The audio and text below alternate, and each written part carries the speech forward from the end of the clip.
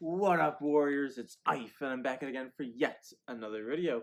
So, I know that last week I told you guys that I was going to have all the way up until Guardians of the Galaxy Volume 2. I am so sorry. I am trying my hardest to get these out for you guys as quick as I possibly can. But, life sometimes gets in the way, so, we'll just keep rolling as long as I get done before November. That's all I'm shooting for. Is before November because then Black Panther comes out. But anyways, today we will be breaking down the 8th Marvel movie, which is Iron Man 3. So, this is actually the first Iron Man movie which Jon Favreau did not direct at all. He actually turned it down the offer because of Marvel's consistent script changes in Iron Man 2. These changes were made to set up for future movies in the MCU. So let's dive right into this movie and start breaking it all down. So this movie starts with Tony saying, a famous man once said, "We create our own demons." Who said that? What does that mean? While this is said, we see 3 Iron Man suits blowing up. Doesn't matter. I said it because he said it. We then hear "I Am Blue," and we see 1999, Bern, Switzerland. We see Tony, Happy, and a woman. While we are seeing a familiar face, Jensen. Told you he'd come back. We end up blowing. Tony ends up blowing him off. We then see a man named Aldrich Killian introduce himself to Tony and tells him about the company he is trying to start, called Advanced Idea Mechanics, or AIM. Funny enough, Jude Law actually saw interest in being Aldrich Killian, but the producers felt that it would be awkward for the audience to see Jude Law with Robert Downey Jr. since they were shooting Sherlock Holmes movies together.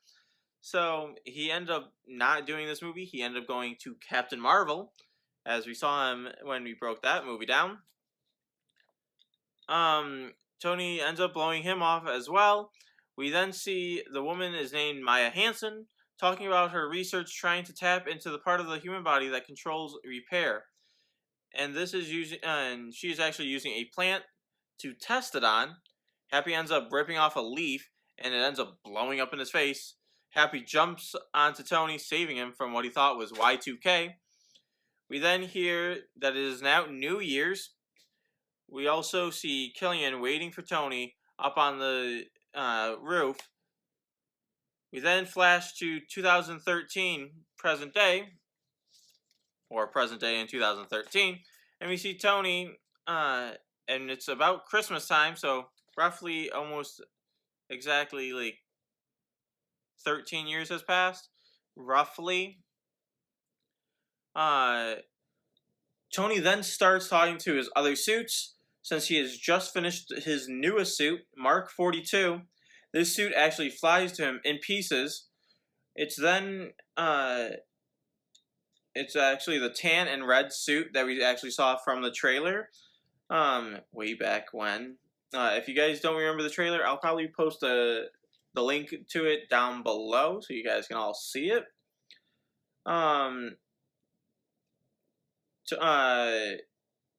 Yeah. Jarvis then ends up telling him that he's been awake for 48 hours straight. No, I lied. I think it's actually 72 hours. He's been up for 72 hours straight. As Tony's actually suffering through PTSD from the first Avengers movie. Tony then turns on the TV and sees the flag of the 10 Rings from Iron Man 1. We see a terrorist from this group named the Mandarin. We then see what seems to be Afghanistan, and the Mandarin saying, "Some people call me a terrorist. I consider myself a teacher."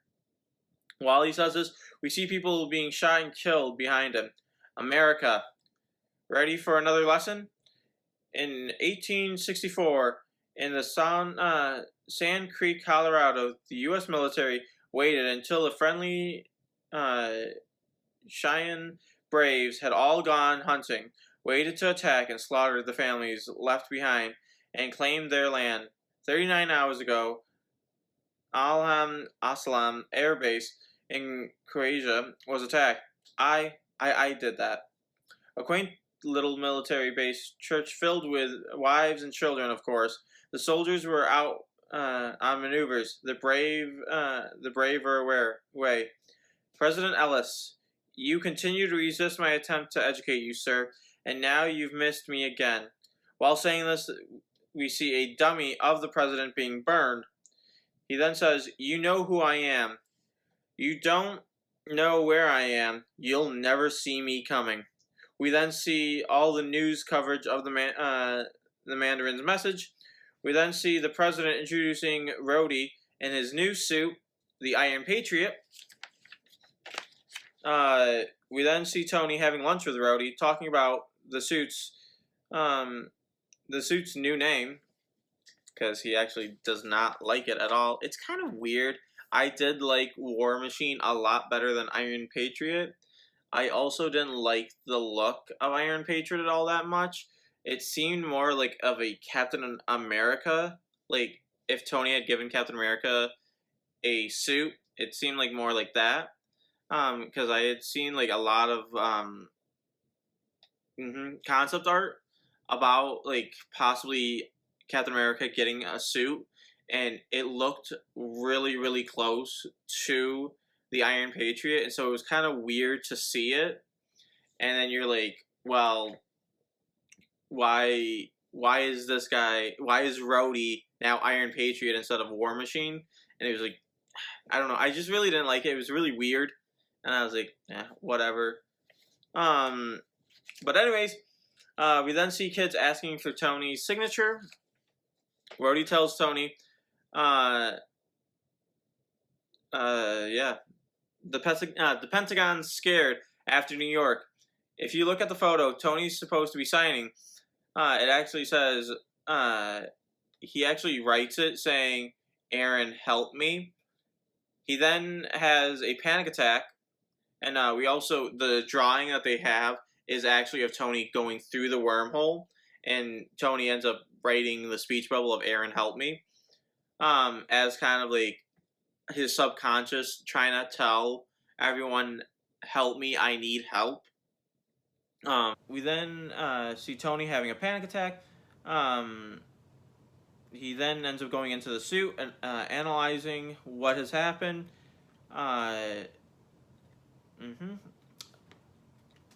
Jarvis tells him that he is suffering from a severe panic attack. We then see Happy actually working at Stark Industries as head of security.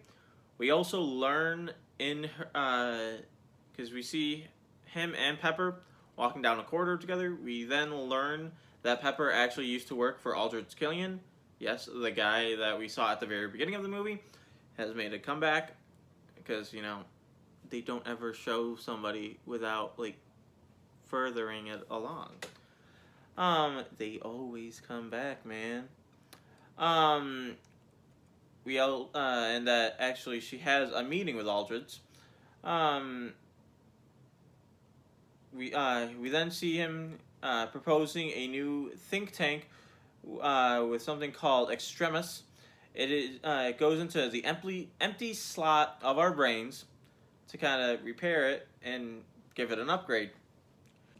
Tony then FaceTimes Happy, talking about how Happy misses working for Tony, and we learn that Happy actually is no longer Tony's bodyguard or chauffeur, because he ends up telling Tony that when he would tell people that, he was just a complete laughingstock. We then see that Pepper and Aldrich Killian having this conversation about about the potential dangers. Aldrich's idea is of that by putting this missing piece into our heads to give us that little extra bonus, that how could it be used as a weapon as well, and ultimately Pepper ends up turning him down, says, nope, we can't do this, because we can't, it can ultimately turn into a weapon from enemies. We then see Pepper go home, and she is now living with Tony, because, you know, why wouldn't they be living together? When I'm pretty sure in Avengers they were. We then, so she gets home and sees that Tony has gotten her a big stuffed bunny. We then see Pepper talking to Mark 42, which she believes Tony is actually in. We then see that there's a stocking behind Pepper, and it actually says Jarvis on it, and it is the color scheme of the original Vision colors, which was red, yellow, and green. This kind of foreshadows Vision's appearing very soon. We then see Pepper heading down to get a crowbar from the garage to get the Mark 42 helmet off. Tony then says she can't go down there. There's been a radiation leak, but really he just doesn't want to see here that he is controlling the suit from the basement. Tony then admits to Pepper that nothing's been the same since New York. He then tells her that he can't sleep and that he goes to the basement and he tinkers by building new suits. We then flash forward to Tony having a nightmare of New York and ends up calling Mark 42 in his sleep. We then see what happens. It kind of attacks Pepper. We then jump to seeing Happy kind of stalking this dude that was with Aldrich. It was actually Aldrich's driver. And he was also kind of Aldrich's right-hand man. Happy then bumps into a guy that Aldrich's right-hand man was actually meeting up with. Happy ends up bumping into him, knocking the thing that the man has gotten to the ground. Happy then sits there and thinks, oh, he can take it back to Tony, have it analyze it, and see what the heck was it. Happy ends up then getting beaten up by Aldrich's right-hand man. I can't remember what his name actually is. If I find it, I'll probably put it right here in big, bold letters to let you guys know what his name is. We then see the other guy that Aldrich Killian's right-hand man met with ends up blowing up the Chinese theater. We also see that the guy Happy is following actually survived being blown up right next to the explosion. We then see the Mandarin giving another speech. This time we see him breaking fortune cookies and says, true story about fortune cookies. They look Chinese, they sound Chinese, but actually they are American invention, which is why they are hollow, full of lies, and leave a bad taste in the mouth. My disciples just destroyed another cheap American knockoff, the Chinese theater. Mr. President, I know this must be getting frustrating, but this season of terrorism is drawing to a close, and don't worry, the big one is coming. Your graduation. We then see him shoot the picture of the president.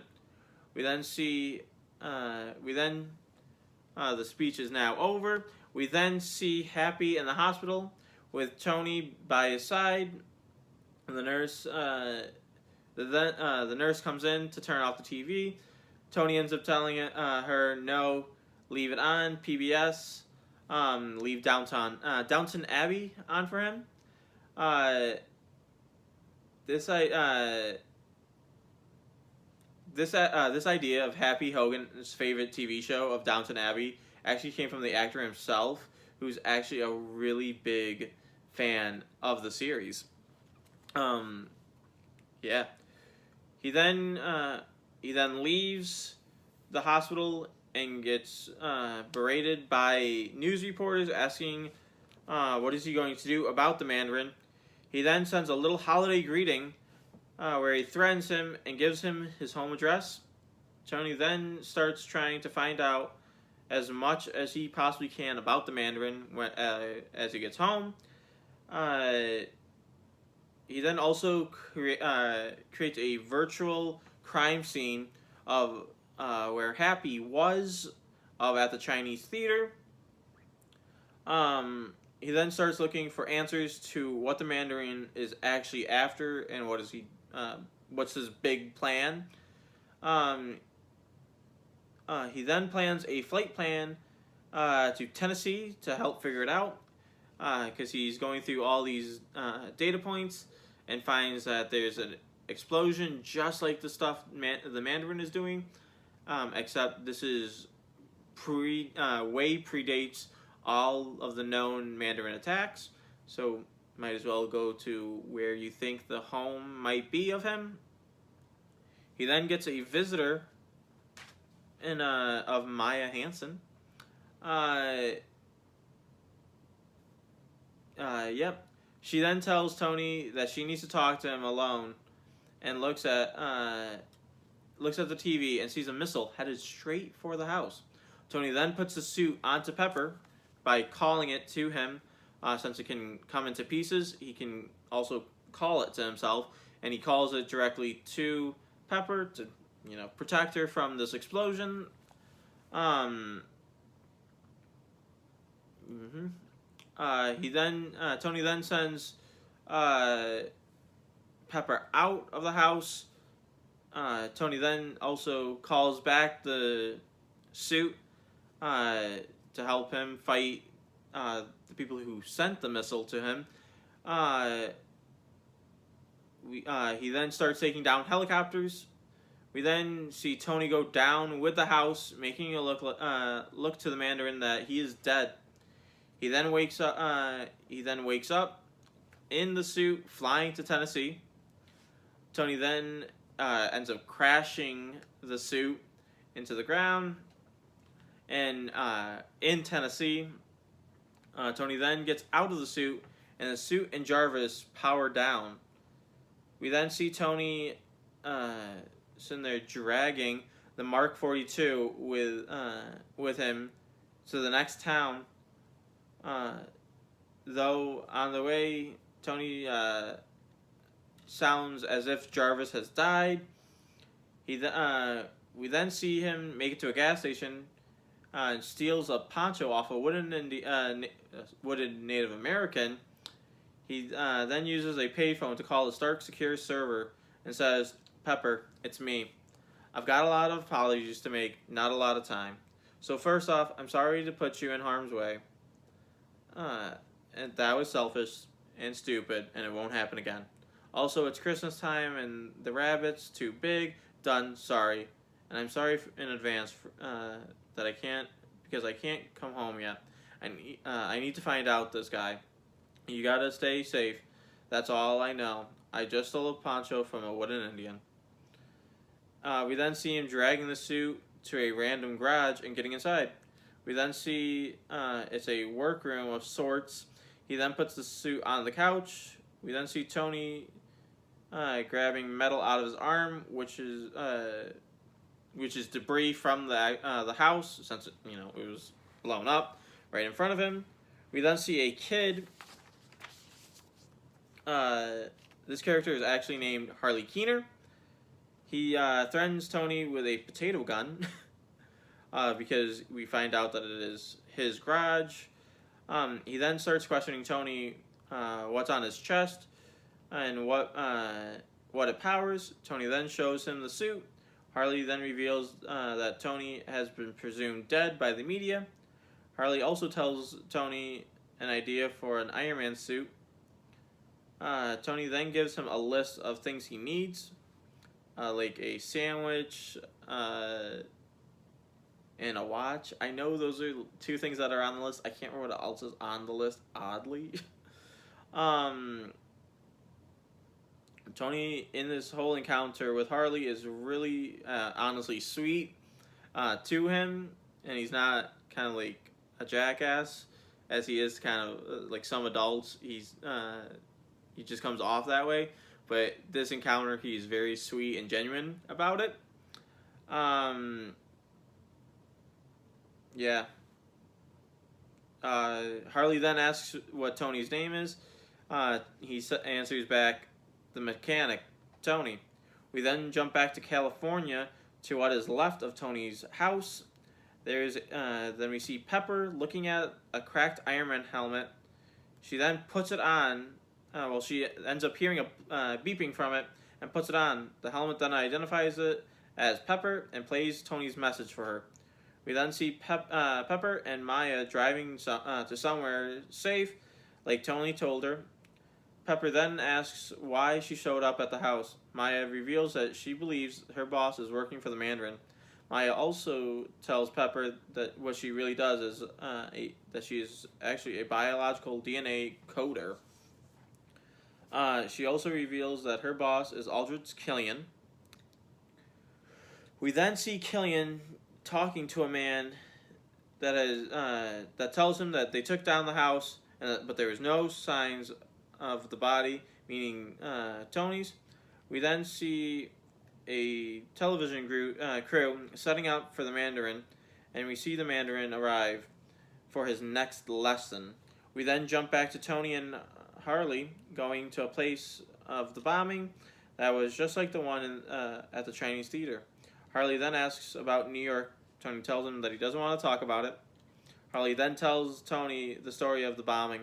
Harley tries to, root their conversation into talking about the attack on New York, telling Tony the crater reminds him of the giant wormhole that Tony went through. Tony then gets another panic attack, and Tony then asks about the bomb guy, if he had any relatives. Harley tells him that Chad Davis's mother is where she normally is, at a bar. Tony then goes to talk to her. He then tries to get her to her side of the story of what actually happened at the bombing. Tony then goes. She then gives him a file and tells him to leave.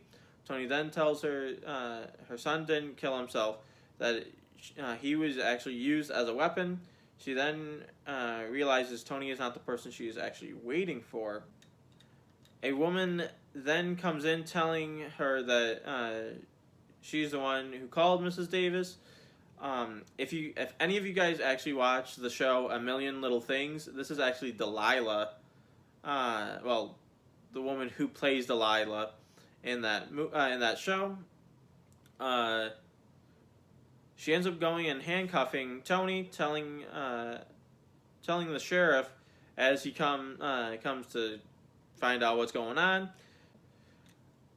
We then see Mrs. Davis slide the file under the booth. We then see the woman who has handcuffed Tony kills the sheriff. Then Tony ends up getting away from her because she let go of him. As he starts running, he runs into the guy who Happy was tracking. The woman ends up then starting to try to kill Tony because he's supposed to be dead. To which Tony then tries to set her on fire. He then blows up the building, killing her. Then Happy's friend catches Harley and uses him to try to get Tony to give him the file. Harley then uses the weapon Tony has given him that discourages bullies on this guy and gets away. Tony then reveals a blaster he made and uses it on him and knocks him out and steals his keys. Tony then gets the file and leaves to see leaves. We then see the Mandarin's next video, and we see the president on Air Force One watching the Mandarin take over. The Mandarin's takeover. The Mandarin then says this: "Mr. President, only 2 lessons remain, and I intend to finish this before Christmas morning. Meet Thomas Richards." We then see a man on the ground with the Mandarin holding a gun to his head. "Good strong name. Good strong job. Thomas here is an accountant for the Roxxon Oil Company. But I'm sure he's a really good guy. I'm going to shoot him in the head. Live on your television in 30 seconds. The number for this telephone is in your phone. Exciting, isn't it? Imagine how it got there. America, if your president calls me in the next half minute, Tom lives. Go. We then see the president finding the number in his phone, the people on the plane telling him not to call, that they don't settle with terrorists. He then calls the number. We then look directly at the Mandarin, hear the phone ringing, but he never answers it. He then shoots the man. There's just one lesson left, President Ellis. Run away. Kiss your children goodbye. Run away, hide, kiss your children goodbye, because nothing, not your army, not your red, white, and blue attack dog can save you. I'll see you soon. The president then sends Rhodey out to find the Mandarin. We then see Tony going through the file and notice on the top of the papers it says AIM. We then see Rhodey in Pakistan. He gets a call. He then gets a call from Tony asking for Rhodey's login information to look at AIM's files. We then see Tony at the I don't even know, honestly, some beauty pageant, and it goes into he ends up sneaking into a random news van. As he gets in, we actually see Stanley's cameo as a judge for the beauty contest. We then see Tony using the computers in the van. The man who owns the van comes in and gets all excited because he is one of Tony's biggest fans. Tony then talks him down, tells him that he needs to use his computer and all that to see all the files and all that. Tony then gets into the files and watches videos seeing the candidates for the extremist group, seeing that only people with injuries. We also see that Killian is the one behind all of this. He then starts to watch the effects the effects it has on people. If all goes right, it will repair people, even grow back body parts. If it doesn't go right, people blow up. We then see Maya and Pepper at a hotel. We then there then comes a knock at the door as the room service comes. But Killian then comes in and kills the room service guy, then taking Pepper. We also see that Maya and Killian both serve the Mandarin, and she then explains why she is with Pepper is so that they have a reason for Tony to come. We then see Rhodey heading to get the Mandarin, but ends up at a sweatshop. One of the women ends up being one of the extremist program people, and she is there to get Rhodey. We then jump back to Tony, who is now on the phone with Harley and Jarvis. Jarvis then reveals that the Mandarin is in Miami. Tony then has another panic attack. Harley then tries to help him calm down. He tells Tony that since he's a mechanic, he should go build something. We then see Tony go to Home Depot wearing the best disguise, a hat and sunglasses. We then see him start making weapons. He then shows up at where the Mandarin is, and he makes his way through all the guards, and ends up finding the Mandarin, who isn't as he seems. Tony then finds out the Mandarin is just an actor named Trevor. I think it's Trevor Slashery. And that the Mandarin is just a role he is playing. Trevor then reveals that Killian offered him drugs for him to play as the Mandarin. We then see, Aldridge Killian's right-hand man, and knock Tony out to come save the Mandarin. Tony then wakes up, handcuffed to a bed frame, with Maya there. Then Killian comes in telling him about about the night in 1999 in Switzerland that that's when he came up with the Mandarin. He then shows that Pepper is having the extremis put into her, and at that very moment, and her body is trying to decide whether to accept it or not. Maya then threatens to kill herself for Tony to let him go, which Killian ends up just killing her off. We then see Rhodey in the Iron Patriot, and Killian then starts beating him up, trying to get Rhodey out. Tony, I lied. He ends up starting to heat him up because it's a weird effect that you can also get from Extremis. Is you can it's really really weird. Like you can get really really warm, and then like at one point he breathes fire. It's really really weird. Like I don't know if they did this character very well, honestly. But anyways, we then Tony then starts waiting on Mark 42 to show up by calling it to him. Rhodey then ends up coming out of the suit swinging. Tony is still waiting for parts of it to show up. Then one hand comes out and one leg.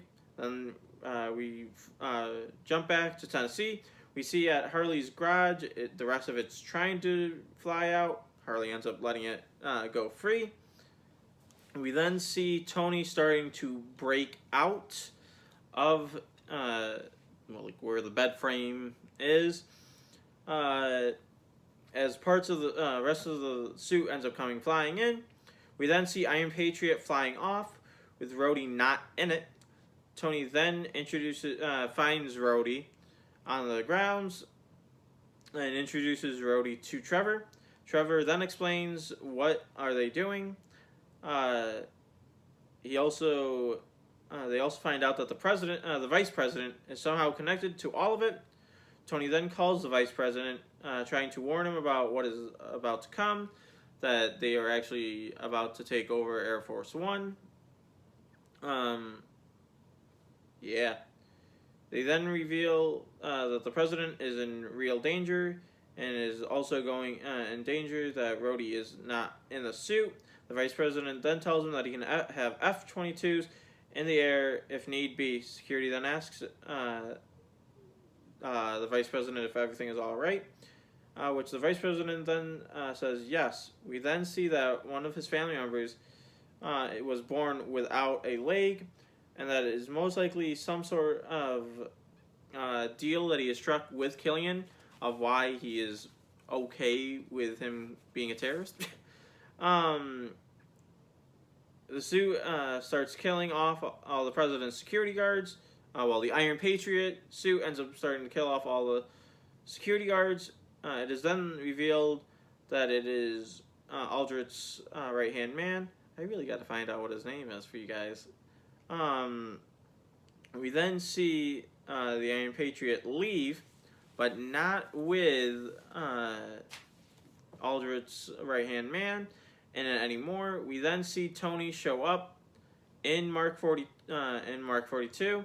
So I want to say his name is Savio or something like that. One of the two. It's something like that. Reveals that the president is no longer on the plane. He then blows a big hole in part of the plane, sending 13 people out. Tony then kills Savio. I want to say that's his name. I wrote it down on my paperwork, on my little cheat sheets here for you guys. I want to say that's his name, oddly, but it doesn't sound right. But, you know, he's dead now, so. Tony then tries to go and save all 13 people, and he ends up successfully doing it all. We then see that Tony is actually not in the suit, that he is actually autopiloting it. Jarvis then activates a protocol known as the House Party Protocol. We then see Pepper, and that the extremis has been accepted into her body. We then see that the president was the one in the Iron Patriot. Killian then reveals the last lesson for the president is killing him. We then see that Tony and Rhodey sneaking onto a boat the president is on. We also see the president strung up over oil barrels. We also find out the reasoning why is Aldrich Killian is pissed that there was a big oil spill and no one saw a day in court because the president allowed it to happen. Tony and Rhodey are then spotted and pinned down by Aldrich's goons. I don't know any other word to describe them. Tony then looks in the distance and looks to what seems to be a star flying towards them. They end up turning into multiple, and it ends up being his suits, all 41 marks. We then see that all the suits are taking out the extremist patients, but they're also Aldrich's goons. Tony then suits up to go get Pepper. Killian attacks right after Tony saves Pepper. Tony then chops off his hand, which sends Pepper onto a rolly thing. I don't really know what it's called, honestly. It was some part of the boat. Tony then starts chasing it to try to save her. Rhodey then saves the president and gets his suit back. Tony then reaches for Pepper because she's just dangling in the air and can't reach her. She then falls into a fire.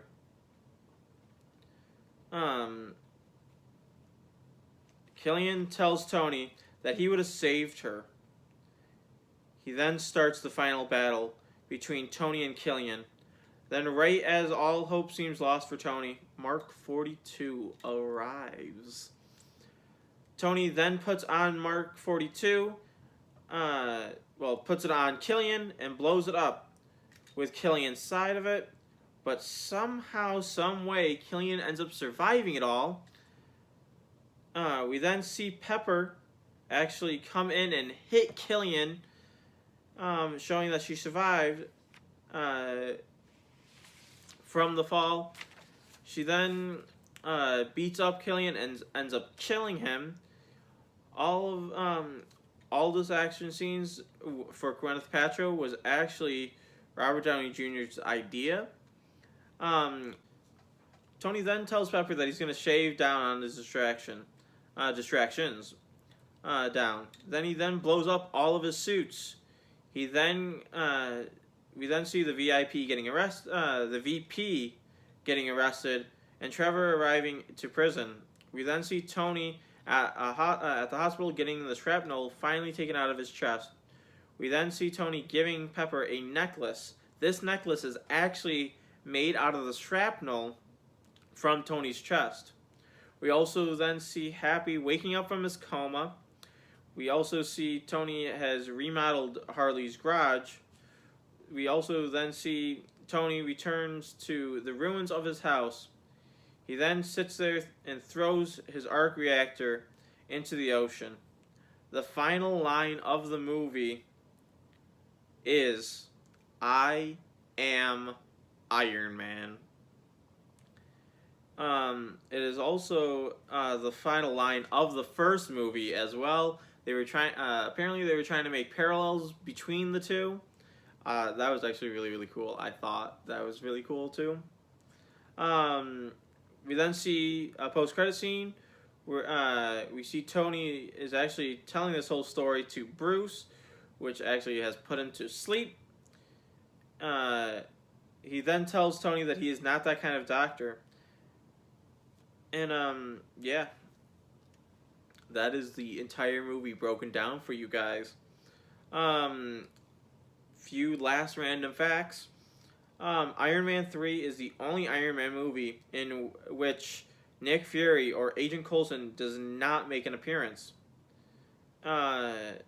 Apparently, more than an hour of scenes was actually deleted from the final cut of the film. And this is the only Iron Man movie not to have AC/DC on the soundtrack. There was also I want to say it was a post-credit scene that they end up releasing as a mini film called All Hail the King was actually it actually shows Trevor meeting the real like Mandarin. It was actually really cool. They ended up cutting it out of the movie because they thought that people would be getting too confused between that there's a real Mandarin out there, and yeah, we end up actually seeing that come back in a later movie though of what ends up actually happening to Trevor. I would have actually liked to see them actually keep that scene in because it does kind of hold a clue that Trevor is coming back. Or so you think he is. But that is the entire movie broken down for you guys. So, as always, if you guys want to see me break something else down other than Marvel movies, leave it in a comment down below. If I missed anything in this movie breakdown that you think is like, OMG, this is so big, how the heck did you forget this? Put it in a comment down below, and I will see you guys on the next video. See ya.